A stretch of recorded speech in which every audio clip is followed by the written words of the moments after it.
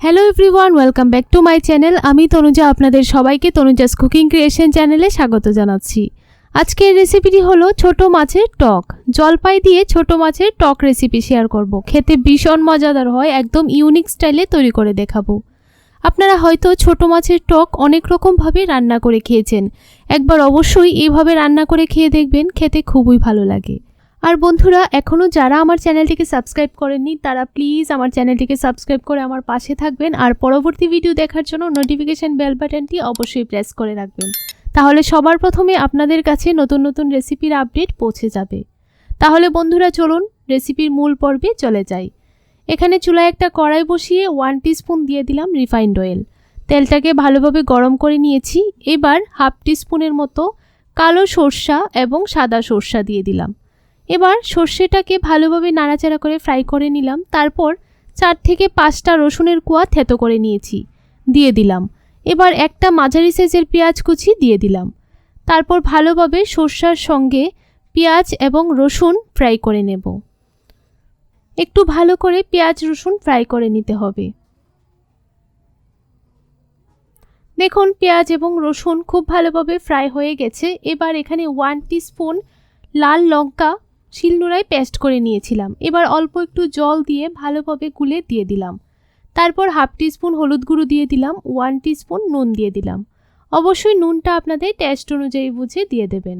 এবার ভালোভাবে নাড়াচাড়া করে মশলাটাকে একটু সময় কষিয়ে নেব। আর এই রান্নাটার মধ্যে কিন্তু আমি জিরে বা ধনের গুঁড়ো ব্যবহার করব না।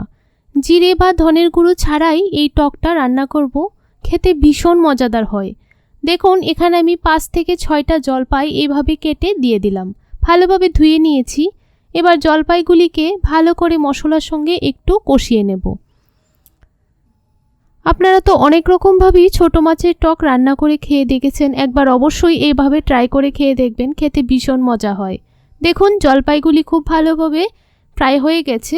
এবার এখানে আমি কিছু ছোট মাছ অ্যাড করে দিচ্ছি।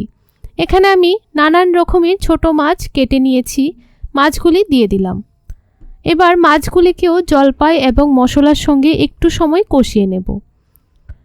খুব বেশি কষানোর প্রয়োজন নেই, মোটামুটি 1 থেকে 2 মিনিট সময় নাড়াচাড়া করে কষিয়ে নিলেই চলবে। আর আমি কিন্তু এখানে মাছগুলিকে ভেজে অ্যাড করিনি, কাঁচা থাকতেই অ্যাড করে দিয়েছি। দেখুন মাছগুলি প্রায় কষানো হয়ে গেছে।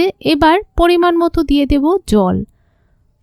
আমি এখানে 1 থেকে 1.5 গ্লাস জল ব্যবহার করলাম। এবার একটু নাড়াচাড়া করে মিশিয়ে চুলার আঁচটাকে হাই ফ্লেমে রেখে 2 থেকে 3 মিনিটের জন্য ঢাকা দিয়ে দেব। তাহলে খুব ভালোভাবে মাছ এবং জলপাই সেদ্ধ হয়ে যাবে, আর ঝোলটাও খুব ভালোভাবে বলক উঠে একদম সেট হয়ে যাবে। দেখুন জলপাইয়ের টক কিন্তু একদম তৈরি হয়ে গেছে। আর 1 মিনিটের মতো রান্না করে তারপর নামিয়ে নেব। রেসিপিটি কেমন লাগলো অবশ্যই কমেন্ট বক্সে কমেন্ট করে জানাবেন, আর ভালো লাগলে একটা লাইক করে দেবেন। আর বন্ধুরা, আপনারা বাড়িতে একবার অবশ্যই এইভাবে জলপাইয়ের টক রান্না করে খেয়ে দেখবেন, খেতে ভীষণ মজাদার হয়। দেখুন সার্ভ করে নিলাম, দেখতে কিন্তু খুবই সুন্দর লাগছে। তাহলে আজকের জন্য এতটুকুই। পরবর্তী ভিডিও দেখার জন্য আমন্ত্রণ রইল। আপনারা সবাই ভালো থাকবেন, সুস্থ থাকবেন।